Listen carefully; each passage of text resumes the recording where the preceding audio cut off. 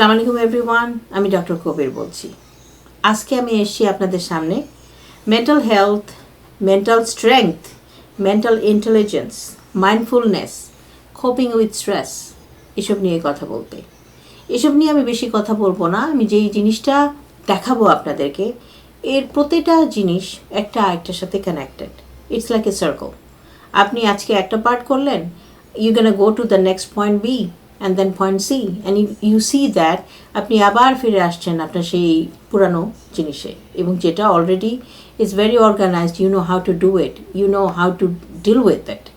So এটাই হচ্ছে আমাদের বেস্ট আউটকাম, যে আমরা জানবো যে আমাদের মেন্টাল হেলথটা আমরা নিজেরা কীভাবে এটাকে রক্ষা করতে পারবো, এটাকে যত্ন দিয়ে এটার সাইড এফেক্ট যেগুলো হার্মফুল আছে সেগুলোকে আমরা অ্যাভয়েড করতে পারবো। যদি আমরা নিজেরা পারি তাহলে তো আমাদের বাইরে থেকে সাহায্য অনেক কম দরকার হয়।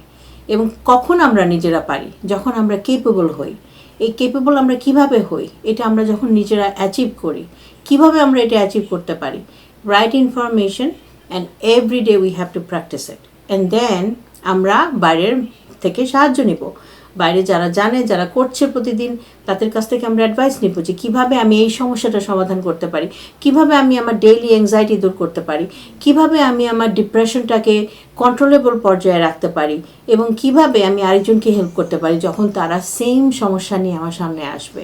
আমি যদি তাদেরকে হেল্প করি, সেটা আমার জন্য এক ধরনের থেরাপি হিসেবে কাজ করবে। সো এই জিনিসগুলা, পজিটিভ মাইন্ডসেট এবং positive outlook, all of this makes a very difference আমাদের লাইফে, আশেপাশের লোকজনের লাইফে, এবং যারা আপনাকে দেখে শিখবে, যারা আপনার কাছ থেকে উপকার পাবে তাদের জীবনে। সো আমরা যেন প্রতিদিন এই কাজটা করার চেষ্টা করি। অন্তত অ্যাটলিস্ট একটা লোক হলেও আমরা হেল্প করার চেষ্টা করি আমাদের বাইরে। দেখবো যে এটা আমাদের লাইফকে কীভাবে ম্যানিপুলেট করে ইন ফিউচার। দেখবো এটা আমাদের লাইফকে কীভাবে ব্রাইট করে। আমি সবসময় একটা কথা বিশ্বাস করি, if you can not find the sunshine, be the sunshine. Thank you everyone.